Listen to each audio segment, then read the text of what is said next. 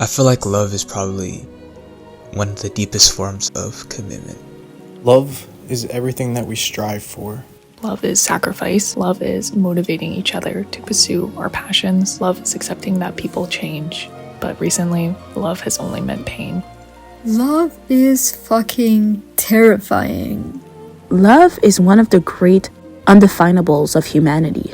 To love someone is to do acts in service and towards them. Love is authenticity. Love can be gentle, passionate, or exciting. Love is finding freedom and belonging in another, in mind, spirit, or flesh. Love to me is understanding. It's the meeting of eyes in crowded rooms and knowing what the other is thinking.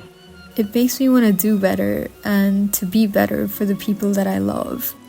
It's also this force that reminds me that people are capable of doing good and being good.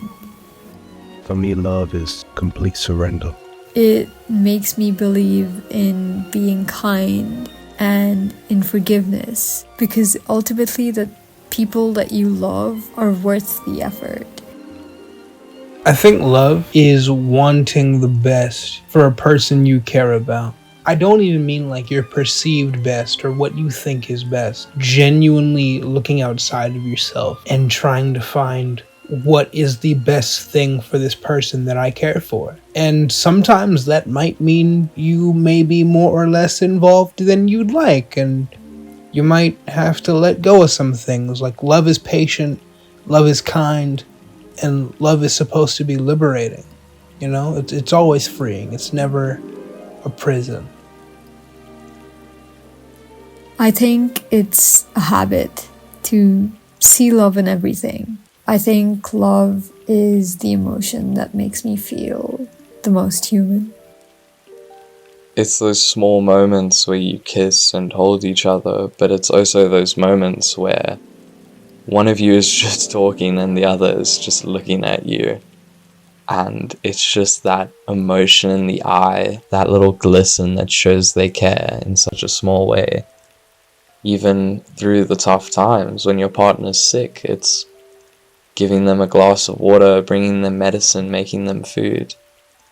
That undeniable burning feeling that I have to go for because there's no other thing like it. No other feeling can make you do things you would never believe you could do. You know, making sure that someone gets home safe. When you're in the car and somebody is driving beside you and they're singing their head off to a song that they obviously really like, and you quite literally can't help but smile. When your dad makes a pot of coffee big enough so that you can have a cup. The stranger who holds the door open for you every evening, or the first line of a book that you really, really love. Love is my parents calling me out of the blue because they saw something that reminded them of me. We greet each other at the door every day when we get home from work. I brush the car off for him if I'm working from home and he has to leave. And just choosing to love each other and be each other's partner in life every day, despite the little things that bother us. So I randomly created a funny sticker out of a photo of my then boyfriend when I thought of how bad it would hurt me if he was gone. I started crying immediately. At that moment I knew I had fallen in love with him. We're now engaged. Amor y deseo son dos cosas diferentes. Que no todo lo que se ama se desea, ni todo lo que se desea se ama. Miguel de Cervantes. It's loving yourself enough to feel worthy of love. Love is marked by impact. It is the quiet revolution sparked by the seeds people leave within us. In those brief, fleeting moments when one soul touches another, when actions echo louder than words. To love is to be changed. I think that love is, for me, it's the unshakable trust in that thinking about the person or the object of love will result in a warm and comfortable and overall very positive feeling. And I like thinking about love this way because I feel like it applies to every kind of love, and there are so many kinds of love. I've been trying to come up with a good definition, but I think it's really difficult. If anyone would ever ask me that, I think you might as well just ask me what water actually tastes like. Just like, you can't really put a definition on it, you know? Love has a lot of forms. It's hard to singularly define love because we seem to have so many different versions of it, familial, romantic, platonic, and so on. Maybe there's mature love and there's immature love. There's selfish love and unselfish love. Throughout human history, we have had thinkers and philosophers of all kinds try to define what love is. Einstein has given his shot at defining love. Jesus has. We have definitions through art and music and novels. A lot of people have started using Bell Hook's definition of love as a guiding principle, which in summary says that love is a choice. It's a choice that you make. A choice that you continue to make every day. Love is an action, I would say. Love is a choice, is an action that you take every single day rather than something that you feel inside of you. And it's important to show the people that you care about that you love them. Love is I'm thinking of you. Love is I hear you. I see you, ugliness and all. Love is I am here nonetheless. One thing that I have sort of stuck on as part of my definition comes from a quote from Person of Interest, which is, I didn't teach you how to love. And she says, yes, you did. Basically, she says, I see everyone. And what is love if not being seen? But I think there's an addendum to that, in that I think it is seeing and being seen. Because I think love is an open conduit, right? You know, when you're not seeing someone for who they are, and they are not in turn connecting to you, I think it is not quite love. When someone truly embraces another person for who they truly are, I think that's love. At the same time, it's an energy that's always around you, and it shows itself in so many different forms. Love is energy. For the energy to flow, you need to be wholly yourself, and they need to be wholly themselves. When you are fully yourself, you can love fully, and you can allow that person to accept your love because they see you as well, and then it creates something bigger than the sum of its parts. You know what I mean? You're giving them energy at the same time that they're giving you, and it's that closed circuit that I think is like whatever, the beautiful, the aspirational love. Love is such an intrinsic thing to the human experience. Love is what humans strive for. It's baked into our existence. This feeling of love is very universal. I think every person at some point in their life will feel love someone or something, and be loved in a way. To me, love is about vulnerability. We tend to wear masks because we fear that we're not going to be accepted by our peers or whatnot.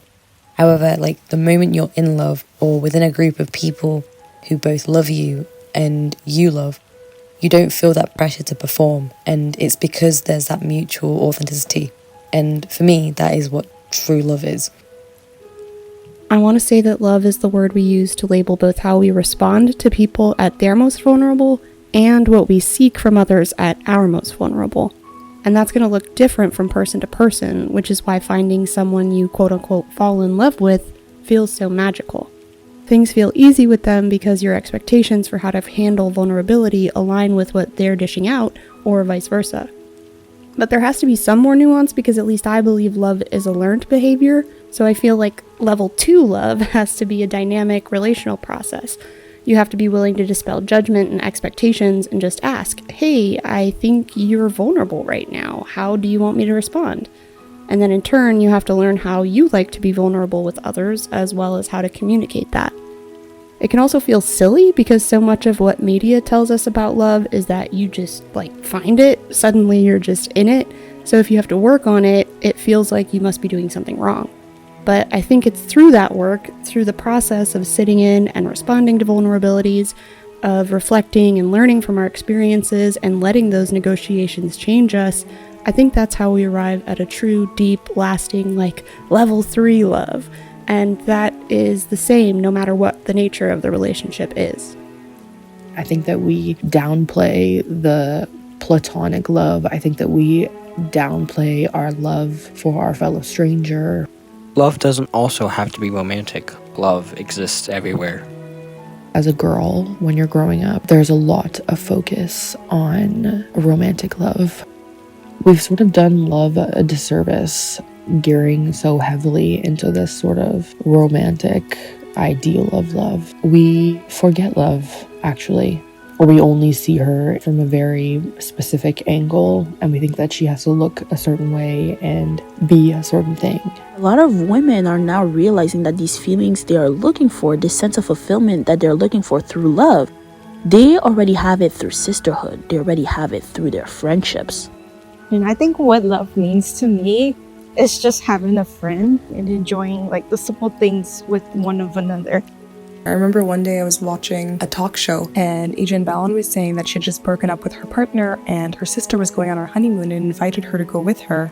And she was crying because she felt like she didn't have a soulmate. And her sister said, even if you never find a soulmate, like I'm your soulmate. And I've always felt that way about my own sister. I mean, she has a partner, I have a partner, but in some way I feel like the bond between the two of us is so strong. She's another part of me living in a different body and we happen to be related. Love is also choosing your friends and making them feel cared for and seen, you know, wishing friends happy Pride Month or happy Black History Month or remembering their birthday. Seems so simple, but remembering someone's birthday can really make their day, you know. Overall, being a more thoughtful and intentional person makes people feel cared for, and that's kind of what love is to me.